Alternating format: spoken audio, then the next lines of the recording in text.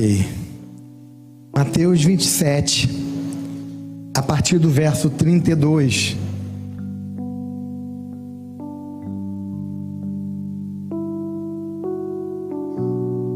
Mateus 27, a partir do verso 32. Ao saírem, encontraram um homem de Cirene, chamado Simão, e o forçaram a carregar a cruz. Chegaram a um lugar chamado Gólgota, que quer dizer lugar da caveira, e lhe deram para beber vinho misturado com fel, mas depois de prová-lo, recusou-se a beber. Depois de o crucificarem, dividiram roupas dele, tirando sortes, e sentando-se, vigiavam-no ali. Por cima de sua cabeça colocaram por escrito a acusação feita contra ele: este é Jesus, o Rei dos Judeus. 2 ladrões foram crucificados com ele, um à sua direita e outro à sua esquerda. Os que passavam lançavam-lhe insultos, balançando a cabeça e dizendo: você que destrói o templo e o reedifica em 3 dias, salve-se, desça da cruz, se é filho de Deus. Da mesma forma, os chefes dos sacerdotes, os mestres da lei, os líderes religiosos zombavam dele, dizendo: salvou os outros, mas não é capaz de salvar a si mesmo. E é o rei de Israel? Desça agora da cruz e creremos nele. Ele confiou em Deus, que Deus o salve. Agora, se dele tem compaixão, pois disse: sou filho de Deus. Igualmente, o insultavam os ladrões que haviam sido crucificados com ele. Até aí, queridos. Aleluia. Não, vamos continuar mais um pouquinho. Falei até aí, mas vamos continuar mais um pouquinho.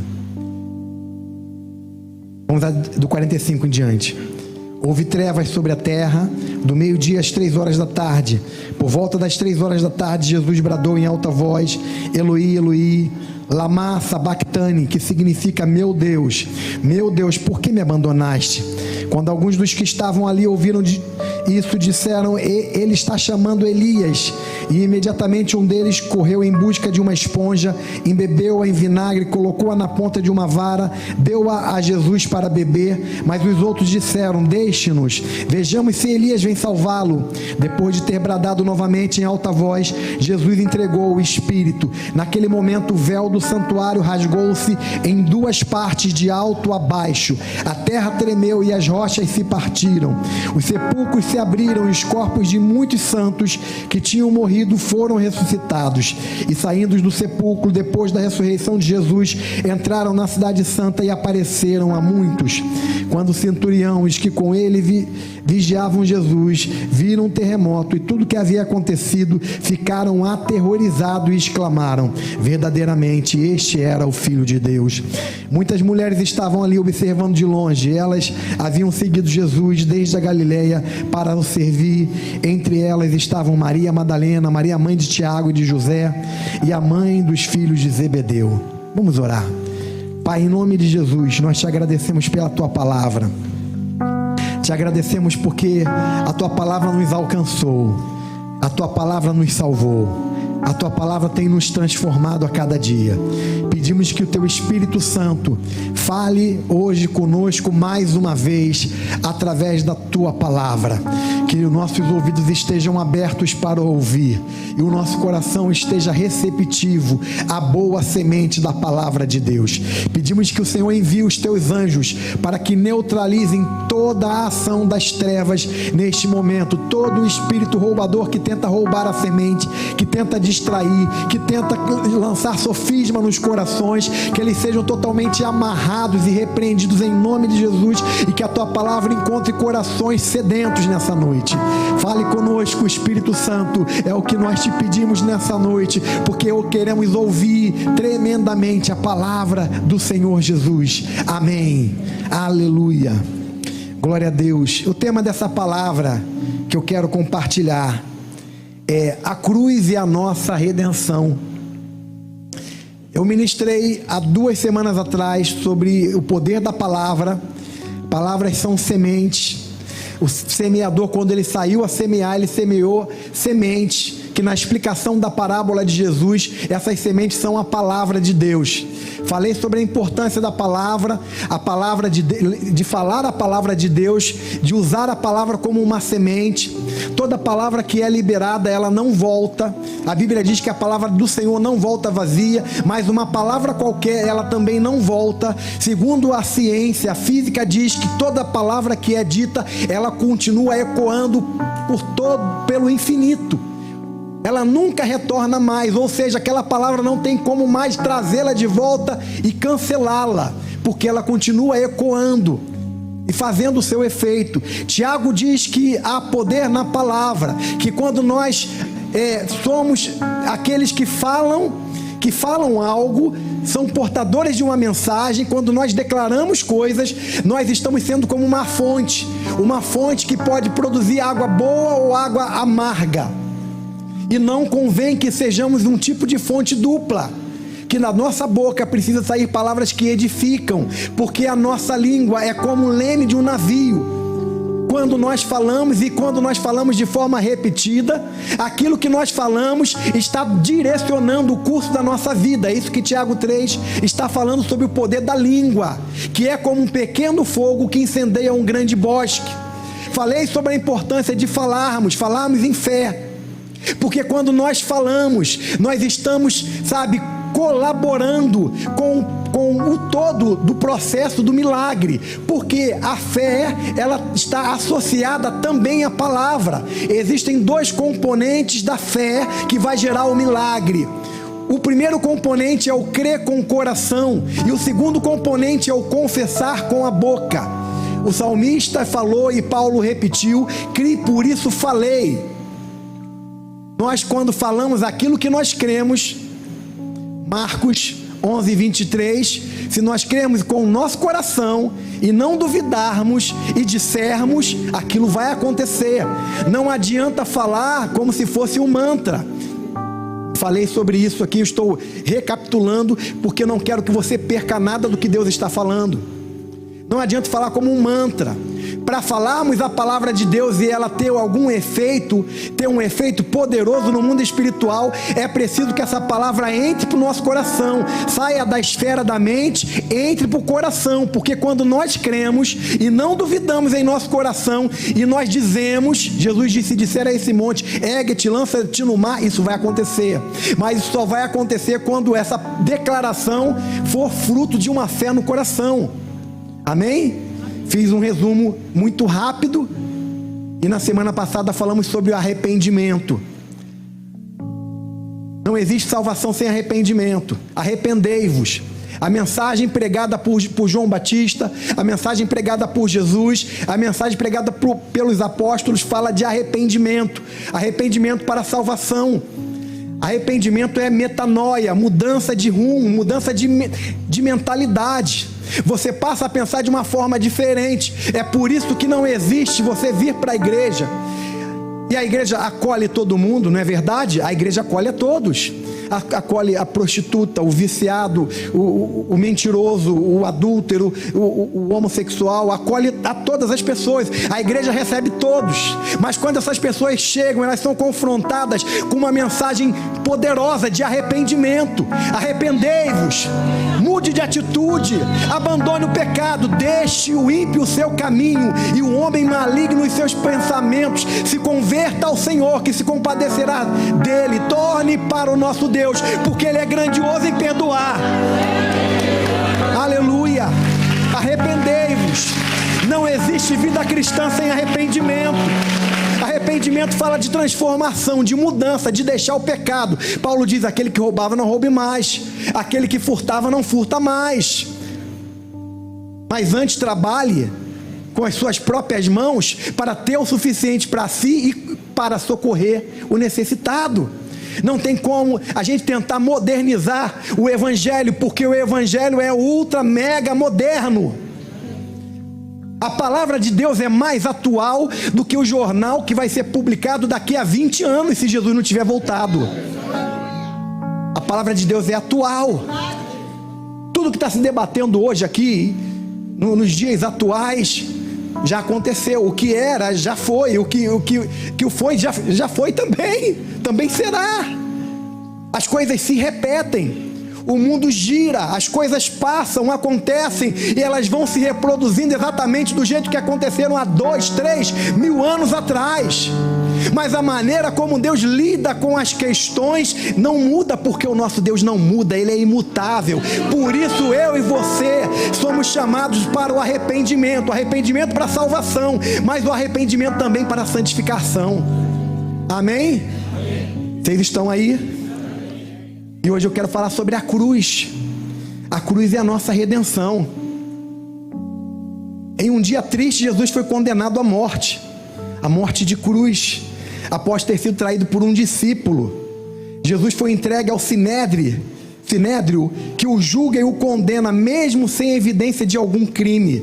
Jesus é levado a Pilatos, que o examina, não encontra nenhum delito em Jesus, mas devido à forte pressão dos religiosos e temendo um grande tumulto e a possibilidade de ter problemas com o imperador, porque os fariseus disseram: se você não condenar a Jesus, tu não é amigo de César, porque ele está querendo ser rei, ele está se apresentando como rei, e nós só temos um rei, que é César. A questão ficou meio delicada para Pilatos, e Pilatos não querendo problema com o imperador, mas entendendo que Jesus era um homem justo, que aquilo ali que eles estavam fazendo, a Bíblia diz que eles haviam entregue Jesus. Pilatos entendeu que eles entregaram Jesus por inveja, eles estavam com inveja de Jesus, e Pilatos teve essa leitura, mas ele não teve a coragem, ele não foi homem suficiente para usar a autoridade dele e dizer: não vou crucificar não. Ele poderia até ter sido destituído, mas a história dele teria sido outra. Jesus ia morrer de qualquer jeito, porque Jesus nasceu para morrer. Jesus veio ao mundo, Jesus não veio ao mundo para fazer qualquer outro tipo de coisa, para fazer milagres, né? Ele fez milagres, ele pregou o evangelho, ele fez tanta coisa boa, mas Jesus veio ao mundo para morrer. A missão dele era morrer. Ele veio para morrer. Jesus ia morrer de qualquer jeito. Jesus diz: o Filho do Homem vai ser entregue, mas ai por meio daquele que o Filho do Homem vai ser traído, vai ser entregue. Ele ia ser traído, ele ia ser entregue, mas ai daquele que vai ser o instrumento da traição. Jesus fala sobre isso. Após Jesus ter sido levado ali para Pilatos, condenado, foi condenado à crucificação. Por esses motivos, a inveja dos religiosos, Jesus é levado para Pilatos, ele é condenado, e aí o povo pede a crucificação de Jesus e pede que Barrabás seja solto. Jesus é levado para o Gólgota, não consegue levar a cruz, porque Jesus ficou uma noite inteira sem dormir, sendo interrogado. Ele estava no Getsêmani, ele foi interrogado, foi açoitado, foi brutalmente ferido, ele estava sem força nenhuma. Normalmente o condenado, ele levava a sua cruz até o local da crucificação, mas Jesus não tinha força, porque ele estava totalmente destruído, ferido, né? Eles fizeram um açoite de Jesus que eles não faziam em outras pessoas, com tamanha brutalidade, zombaram, escarneceram, feriram, e aí tiveram que pedir a ajuda de Simão Cirineu, para que ajudasse a levar a cruz de Jesus até o Gólgota. Quando chegou no Gólgota, Jesus foi colocado no madeiro, levantou Jesus ali crucificado no madeiro. O madeiro ficava fora da cidade, o Gólgota ficava fora da cidade. Havia uma passagem, um caminho por onde as pessoas tinham que transitar, vindo para a cidade ou saindo da cidade, passavam por ali. Era um local visível, dali eles conseguiam ver todo aquele espetáculo, as pessoas que estavam sendo crucificadas. Havia uma inscrição sobre a cruz, dizendo qual era a condenação daquela pessoa, e as pessoas passavam e viam a sentença de Jesus. Jesus, o rei dos judeus. Os judeus não gostaram de que Pilatos mandasse escrever que Jesus era o rei dos judeus, tentaram persuadi-lo a mudar, né? Coloca que ele disse que é o rei dos judeus. Pilatos respondeu: o que escrevi, e ficou Jesus o rei dos judeus. A sua sentença, ele estava sendo condenado por ter sido considerado o rei dos judeus. Jesus estava ali no Gólgota, as pessoas passavam, e normalmente elas passavam ali as inscrições, zombavam de quem estava sendo crucificado, elas declaravam palavras de insulto, era comum. essas palavras de insulto para as pessoas que estavam sendo crucificadas, e com Jesus não foi diferente. Parece que muitas vezes a gente pensa, não, se fosse uma pessoa melhor, aí não iam fazer isso, fizeram isso por causa disso, daquilo outro. Não, Jesus ele era perfeito. Jesus ele nunca tinha cometido crime algum. Jesus era alguém que só fazia o bem. As pessoas até podiam não concordar com os seus ensinos, com a sua doutrina, mas não havia nada que justificasse tamanha brutalidade. Jesus estava ali sendo condenado por um crime inexistente. Ele foi examinado pelo Sinédrio e não acharam culpa alguma, tiveram que forjar uma acusação. Foi examinado por Pilatos, Pilatos não encontrou culpa alguma em Jesus. Pilatos mandou Jesus para Herodes, Herodes examinou Jesus e Herodes também não encontrou culpa alguma e devolveu ele para Pilatos. Não havia nada que justificasse a condenação de Jesus. Jesus foi examinado como o sacerdote examinava o cordeiro. O sumo sacerdote, ele examinava o cordeiro, e o cordeiro não podia ter nenhum tipo de defeito, nenhuma mácula, tinha que ser perfeito. Jesus foi examinado, reexaminado e mais uma vez examinado, e não encontraram nenhum defeito, nenhum pecado, nenhuma mácula. Ele estava apto para morrer em nosso lugar. Ele havia atendido às condições para ser crucificado e morrer de forma substitutiva na cruz do Calvário. Jesus nos substituiu lá na cruz do Calvário. Após ter sido levado para o Gólgota e ser pendurado na cruz, o texto diz que Jesus é desafiado a descer da cruz, a salvar a si mesmo. Coloquem em xeque as suas pregações e duvidam do seu poder. Se tu é filho de Deus, desce da cruz. Salvou os outros e não salva a ti mesmo? Desça da cruz e nós creremos em você. Tu não derruba o templo e reedifica em 3 dias? E não tem poder para se salvar? Os malfeitores que estavam sendo crucificados com ele também falaram coisas para ele. No texto de Mateus não relata a conversão de um dos malfeitores, mas em um outro evangelista relata que um deles, percebendo de que Jesus estava ali de forma injusta, de que ele realmente era diferente, ele era justo, e ele estava sendo considerado por aquele malfeitor como realmente um Messias, o Filho de Deus. Então ele diz: lembra-te de mim, Senhor, quando entrares no teu reino. Jesus olha para aquele homem e diz: hoje mesmo estarás comigo no paraíso. Mas o resto das pessoas, eles insultam a Jesus.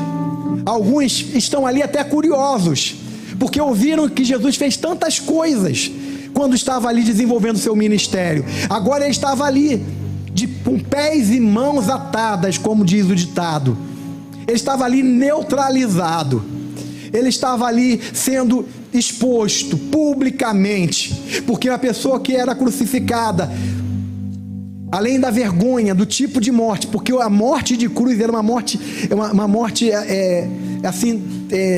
tão baixa, era um tipo de morte, de penalidade tão de quinta categoria, que os romanos nem ousavam falar desse tipo de condenação quando eles estavam conversando. A pessoa, para morrer com a morte de cruz, era uma vergonha imensa.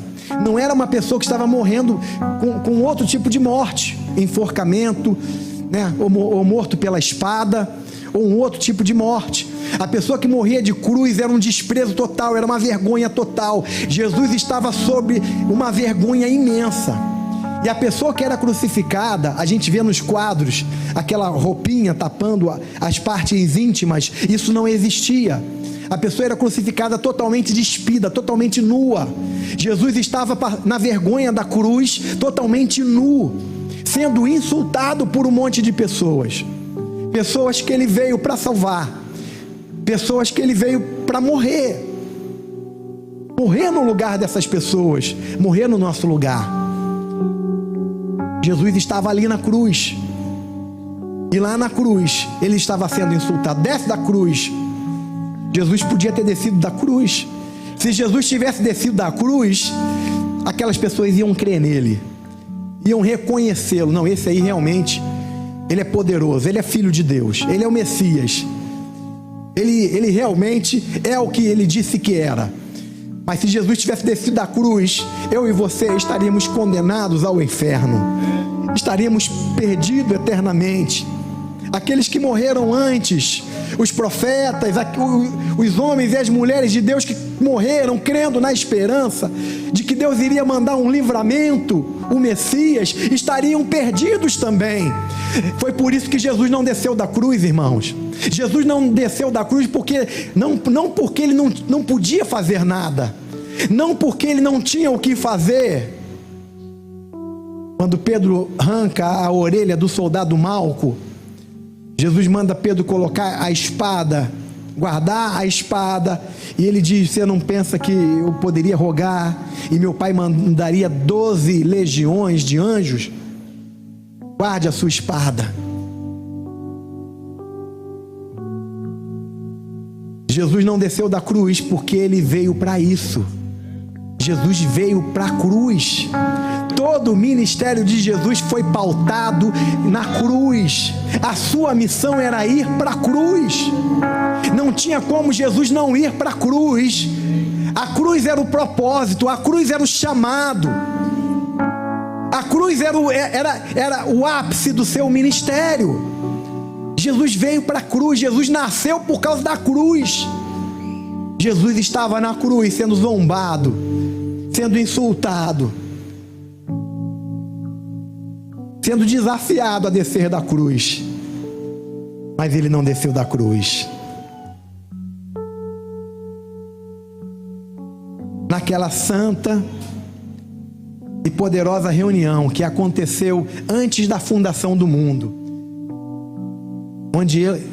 onde o Senhor Elohim, Deus Pai, Filho e Espírito Santo, fizeram uma assembleia, e eles decidiram naquela reunião: façamos o homem à nossa imagem e semelhança. Quando eles tomaram aquela decisão, eles também decidiram: e se o homem desobedecer? E se o homem se rebelar? Eles decidiram, naquele momento, se o homem desobedecer, se o homem se rebelar, eu vou morrer por causa deles.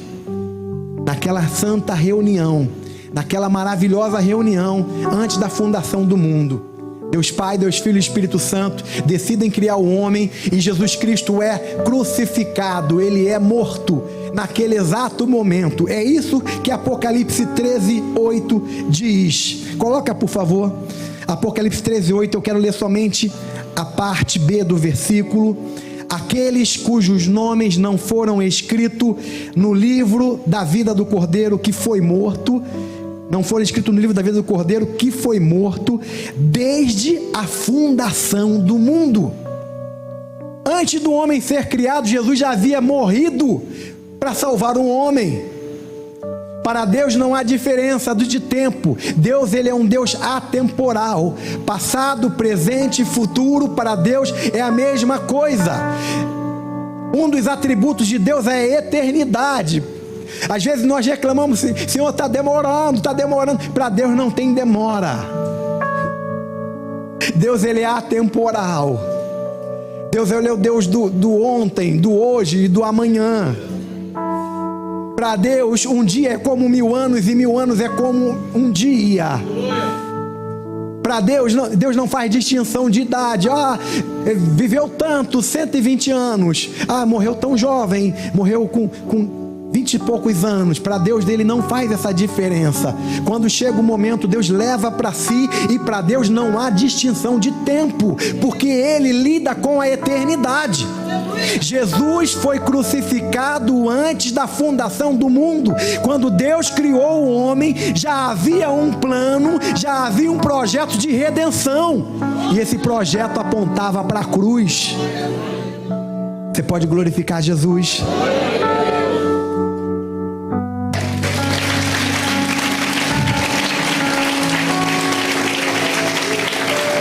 Jesus foi colocado na cruz lá no Gólgota às 9 horas da manhã, e ele ficou ali até o meio-dia, e ao meio-dia veio uma escuridão,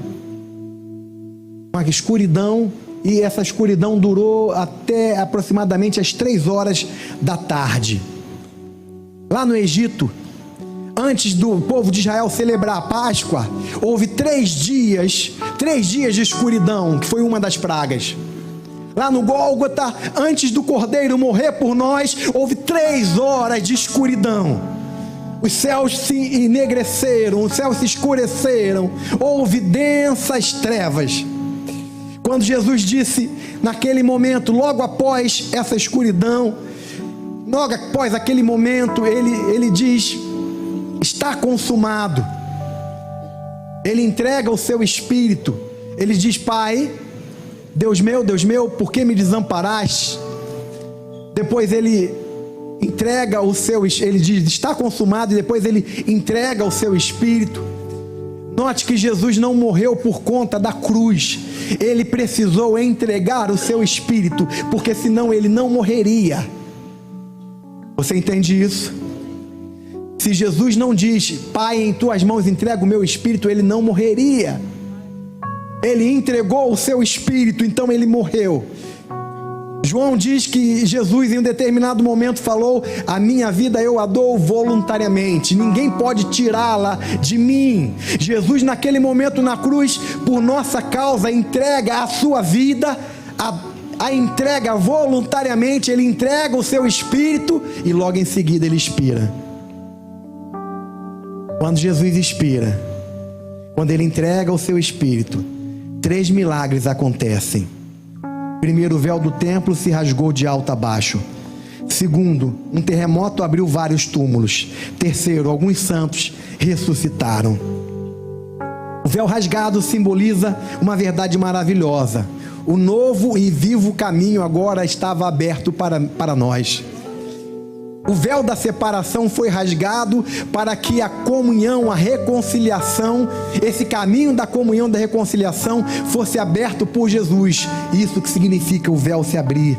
Hebreus 10, 14 a 26. Não haveria mais necessidade de templo, de tabernáculos, de sacerdotes, de altares. Não haveria mais, porque agora a nossa comunhão e conexão seria diretamente com o Pai. Porque o véu do templo se rasgou. Jesus havia consumado tudo isso com a sua obra redentora na cruz. Segunda coisa, o terremoto. O terremoto nos traz a memória daquilo que aconteceu no Monte Sinai. Lembra do Sinai? E o terremoto, veio a palavra, né?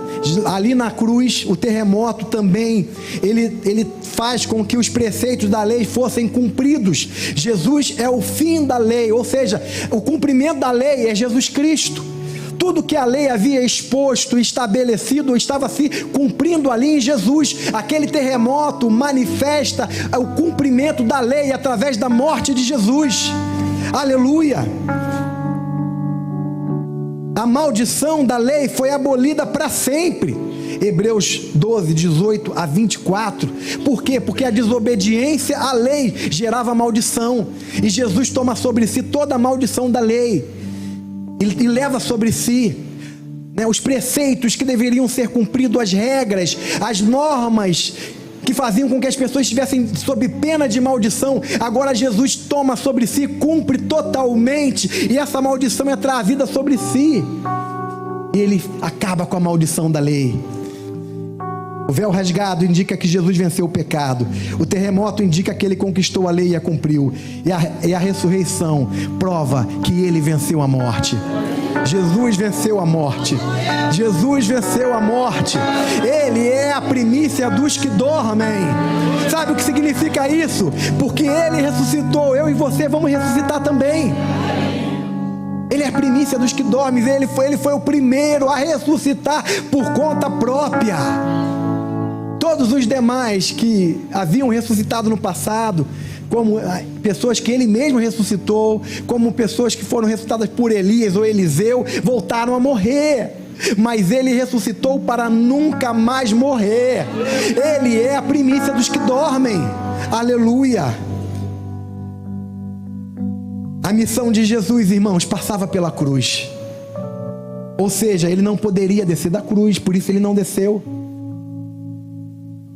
Não tem como pregar o evangelho sem falar da cruz de Cristo. Não tem como anunciar as boas novas de salvação sem lembrar da cruz de Cristo, do sofrimento da cruz, da dor da cruz e o que a cruz significou. Qual é a mensagem do evangelho? 1 Coríntios 15, de 1 a 4. Irmãos, quero lembrar-lhes o evangelho que lhes preguei, o qual vocês receberam e no qual estão firmes. Por meio deste evangelho vocês são salvos, desde que se apeguem firmemente à palavra que lhes preguei. Caso contrário, vocês têm crido em vão. Pois o que primeiro lhes transmiti foi o que recebi, que Cristo morreu pelos nossos pecados, segundo as Escrituras, foi sepultado e ressuscitou ao terceiro dia, segundo as Escrituras. Jesus morreu pelos nossos pecados. Tudo o que precisava ser feito para que os nossos pecados fossem perdoados foi feito por Jesus. Ele morreu pelos nossos pecados. Ele não permaneceu morto, ressuscitou ao terceiro dia. Essa é a mensagem do evangelho. Esse é o evangelho que precisamos compartilhar. Jesus morreu por nós. Jesus morreu por você, meu irmão, para você ter vida. Amém? Essa é a mensagem do evangelho, essa é a mensagem que salva, essa é a mensagem que transforma. Nós podemos pregar outras doutrinas, porque existem muitas outras doutrinas na Bíblia, mas a mensagem de salvação é que Jesus morreu por nós, não permaneceu morto, ressuscitou ao terceiro dia para a nossa justificação, aleluia, porque Ele vive, a esperança do amanhã, aleluia. Aleluia. Paulo disse: se Cristo não ressuscitou dentre os mortos, é vã a nossa fé. 1 Coríntios 15, 12. A nossa esperança se dá pelo fato de ter Cristo ressuscitado dentre os mortos. Se Ele não tivesse ressuscitado, a nossa fé seria nula, seria vã. Olha o que diz 1 Coríntios 15, do 12 em diante, que eu vou ler na versão Almeida Corrigida e Fiel. Ora, se prega que Cristo ressuscitou dentre os mortos, como dizem alguns dentre vós que não há ressurreição de mortos. E se não há ressurreição de mortos, também Cristo não ressuscitou. E se Cristo não ressuscitou, logo é vã a nossa pregação e também é vã a vossa fé. E assim somos também considerados como falsas testemunhas de Deus, pois testificamos de Deus que ressuscitou a Cristo, ao qual, porém, não ressuscitou, se na verdade os mortos não ressuscitam. Porque se os mortos não ressuscitam, também Cristo não ressuscitou. E se Cristo não ressuscitou, é vã a vossa fé, e ainda permaneceis nos vossos pecados. E também os que dormiram em Cristo estão perdidos. Se esperamos em Cristo só nesta vida, somos os mais miseráveis de todos os homens, mas de fato Cristo ressuscitou dentre os mortos e foi feito as primícias dos que dormem, porque assim como a morte veio por um homem, também a ressurreição dos mortos veio por um homem, porque assim como todos morrem em Adão, assim também todos serão vivificados em Cristo. A morte veio ao mundo por meio de um homem. Por meio de um homem todos passaram a morrer, mas por meio de um homem todos vão ressurgir, todos serão vivificados em Cristo. Todo aquele que crê não vai perecer, mas vai receber a vida eterna. Por causa de Jesus nós temos a esperança da ressurreição, irmãos. Se Cristo não tivesse ressuscitado, como disse Paulo, comamos e bebamos, amanhã morreremos, e aí vamos chutar o balde. Vamos viver como se não houvesse amanhã, Mas Cristo ressuscitou. Existe uma eternidade pela frente. Existe uma esperança maravilhosa para mim e para você, que nos encoraja a modelar o nosso estilo de vida de acordo com os preceitos e os princípios da palavra de Deus. Nós não somos salvos porque andamos segundo os princípios da palavra de Deus, mas nós andamos nos princípios da palavra de Deus porque nós fomos salvos. E hoje nós temos o Espírito Santo que habita em nós e que sinaliza aquilo que agrada ao Papai. E nós queremos agradar ao Papai, porque aquele que diz estar nele também deve andar como ele andou. Amém? Cristo ressuscitou dentre os mortos. Eu estive em Jerusalém em 2015. Fui lá no Jardim do Túmulo. É só o local. o túmulo está vazio. Não há nada lá, não há nenhuma lembrança lá, não há nenhum resto mortal lá, só existe um local, o túmulo está vazio. Você pode visitar os restos mortais de Buda, de Confúcio, de Allan Kardec, de Maomé, de Lao Tse, de Joseph Smith e qualquer outro líder religioso, mas você não poderá visitar o resto. Deve de forma gloriosa nos buscar e nos levar para si. Aleluia! Maranata, Maranata, bendito é o nome de Jesus. Venceu a morte, nos reconciliou com o Pai. Pela graça nós somos salvos. Aleluia, aleluia, glória a Deus. Por isso precisamos pregar essa mensagem, irmãos, porque a salvação dos perdidos depende dessa pregação. Não temos que ficar inventando coisas interessantes, coisa maneira. Eu sei que a gente pode até usar estratégias para trazer as pessoas, mas o que vai salvar as pessoas é a mensagem do Evangelho. A gente pode ter até um esquema maneiro, legal, não sou contra, se não for algo que contraria a palavra, não for algo sem noção. As estratégias são válidas, mas o que salva, o que muda as pessoas é a palavra de Deus. É a mensagem do Evangelho. Jesus Cristo morreu para você ter vida. Você não precisa ir mais para o inferno, porque Ele já pagou o preço pelo teu pecado.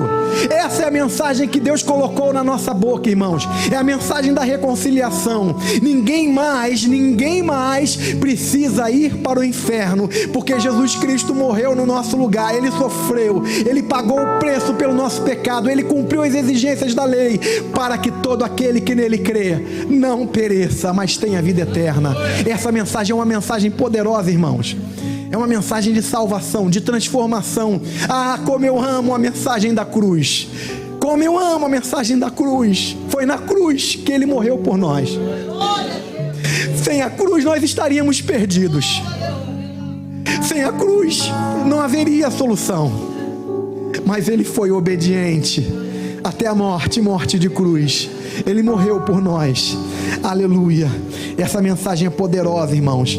O Evangelho é o poder de Deus para a salvação de todo aquele que crê. Romanos 1, 16 e 17. Eu vou ler na NVI. Não me envergonho do Evangelho, porque é o poder de Deus para a salvação de todo aquele que crê. Primeiro do judeu, depois do grego. Porque no Evangelho é revelada a justiça de Deus, uma justiça que do princípio ao fim é pela fé. Olha só que coisa poderosa.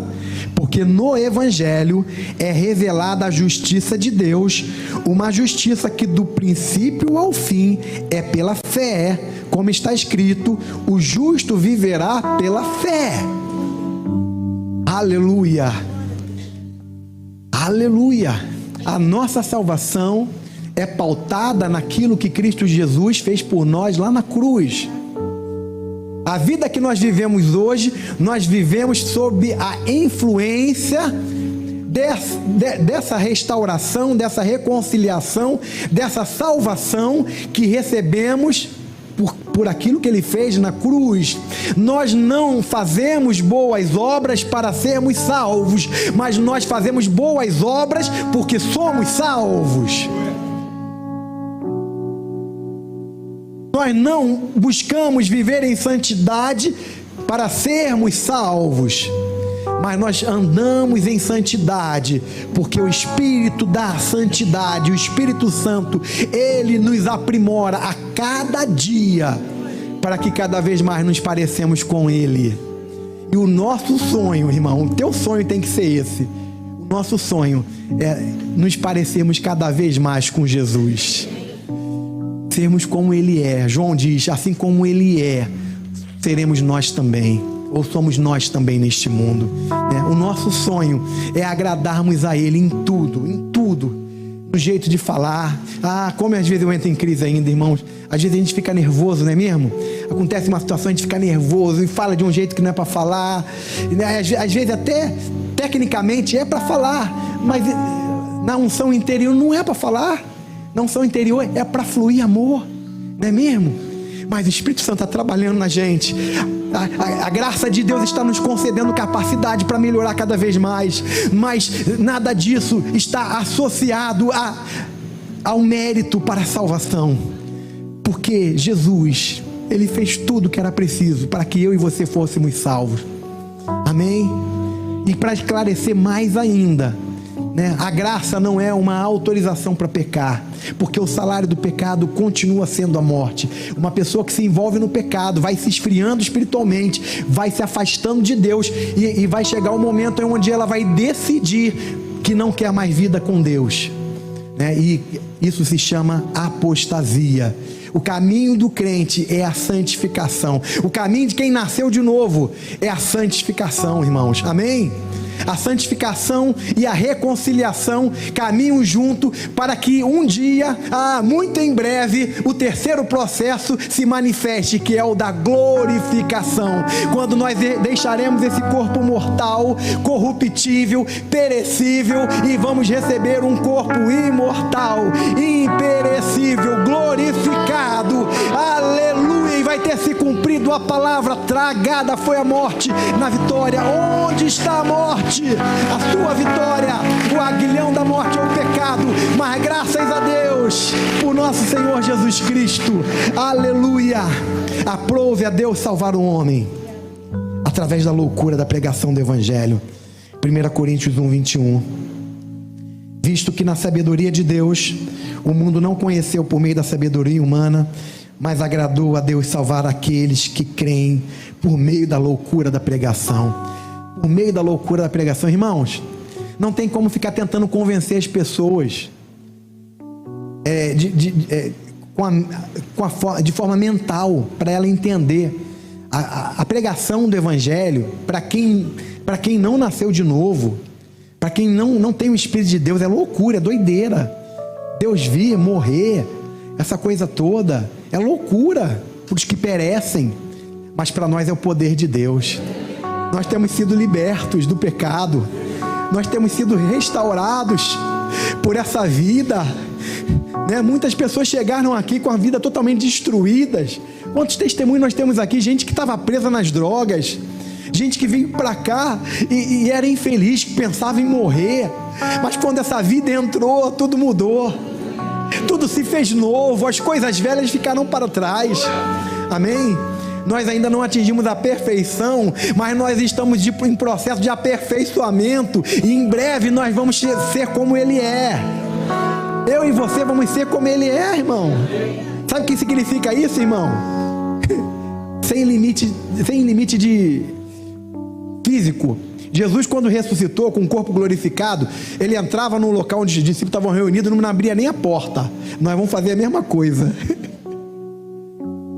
Ele estava ali com um grupo, daqui a pouco ele aparecia em outro local, não precisava pegar ônibus, e naquela época não tinha ônibus, era o jumento, ou era pernada ou era o jumento. Ele aparecia em outro local. Nós vamos ser assim, nós vamos ter essa mobilidade, nós não vamos ter essa limitação que a gente tem hoje na mente. A gente às vezes tem que anotar, que eu estou pregando aqui com um monte de coisa anotada, senão eu acabo não pregando, a gente não vai ter uma limitação, a gente vai ter uma capacidade extraordinária na mente, vai conhecer todas as coisas, vai saber todas as coisas, vai conhecer os mistérios, a ciência,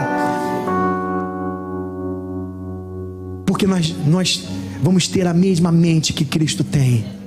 Aliás, o apóstolo Paulo diz vós tendes a mente de Cristo, mas isso vai se materializar de forma total e plena quando chegar o momento da glorificação. Amém, irmãos? A mensagem da cruz é loucura para os que perecem. Capítulo 1, versículo 18. Certamente a palavra da cruz é loucura para os que se perdem, mas para nós que somos salvos, poder de Deus. 1 Coríntios 1:23. Nós, porém, pregamos a Cristo crucificado, o qual de fato é escândalo para os judeus, loucura para os gentios. Cristo crucificado é escândalo para os judeus, loucura para os gentios, mas para nós é o poder de Deus, irmãos. É a nossa salvação, é o nosso tudo. A pessoa se converte às vezes, o cara se converteu, só fala de Jesus, só quer saber de Jesus. tem assunto melhor pra gente falar do que Jesus, irmão. O cara ficou bitolado. Ai, Jesus. Cristo é tudo para nós, irmão. Ele tem que ser tudo para nós. Essa coisa fervendo dentro de nós tem que queimar cada vez mais. Essa paixão tem que crescer cada vez mais. Essa loucura que as pessoas não entendem chama-se Jesus, chama-se Evangelho, chama-se poder de Deus. Aleluia. Eu vou encurtar essa mensagem, porque eu já caminhei muito. Eu preciso terminar. Cristo cancelou a nossa dívida de forma legal. Colossenses 2:13 em diante. Vou ler na King James, ok? E a vós outros que estáveis mortos pelas vossas transgressões e pela incircuncisão da vossa carne, vos deu vida juntamente com ele, perdoando todos os nossos pecados. Cancelou a escrita de dívida que consistia em ordenanças e que nos era contrária. Ele removeu completamente, pregando na cruz, despojando as autoridades e poderes malignos, fez deles um espetáculo público, triunfando sobre todos eles na cruz. Cristo cancelou a nossa dívida de forma legal. Havia um escrito de dívida contra nós, um escrito de dívida muito grande que nos condenava. Jesus não chegou ali, não, eu estou quebrando o galho deles e a partir de agora está tudo certo com eles, não vou levar em consideração. Não, ele cancelou de forma legal. O homem pecou, o homem tinha que morrer. Ele se fez homem, nos substituiu na condenação. A sentença era contra nós, mas ele assumiu o nosso lugar como réu, foi condenado, sentenciado, pagou a nossa dívida, ele morreu.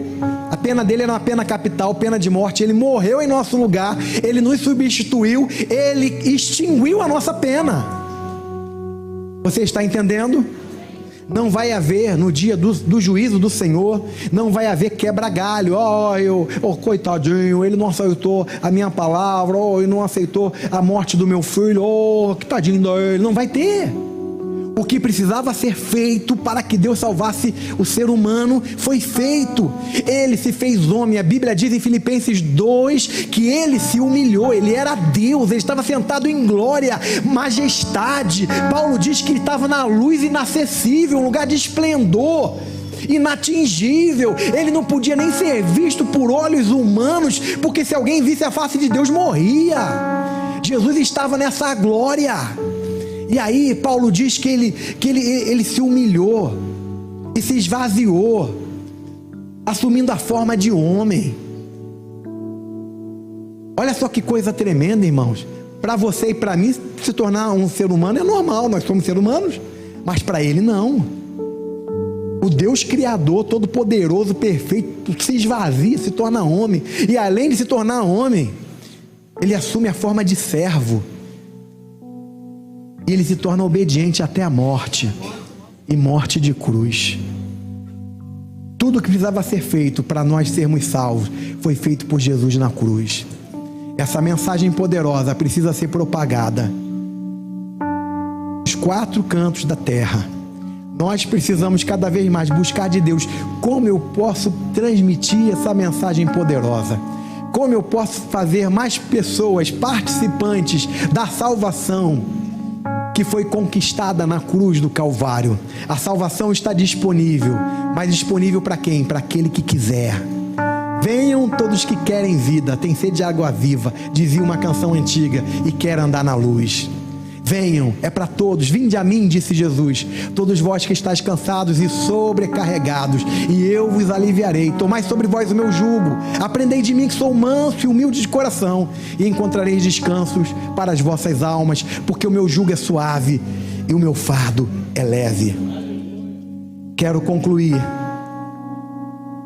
dizendo que a mensagem da cruz é uma mensagem de renúncia.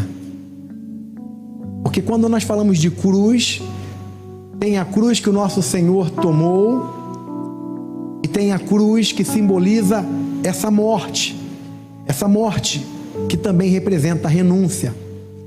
Quando nós entregamos a nossa vida para Jesus, a Bíblia diz que nós, no mundo espiritual, nós fomos crucificados juntamente com Cristo. Quando nós entregamos a nossa vida para Jesus, eu vou repetir, a Bíblia diz que no mundo espiritual nós também estamos sendo crucificados com Cristo. Por isso Paulo diz: já estou crucificado com Cristo, e vivo não mais eu, mas Cristo vive em mim. E a vida que agora eu vivo na carne, vivo na fé do Filho de Deus, que me amou e a si mesmo se entregou por mim. Ora, se nós fomos crucificados com Cristo, e o próprio Senhor Jesus nos ensinou a tomar a cruz diariamente, significa que a nova vida que nós estamos vivendo não é mais aquela vida da carne, aquela vida natural, aquela vida que desagradava a Deus, mas uma vida poderosa, superior, indestrutível, indissolúvel, fruto de uma vida eterna que nós recebemos, que vai afetar a nossa vida, transformando-a diariamente, de forma progressiva, contínua, constante. A isso a palavra chama de santificação. Esse é o chamado de Deus hoje para nós, irmãos. Virmos a cruz.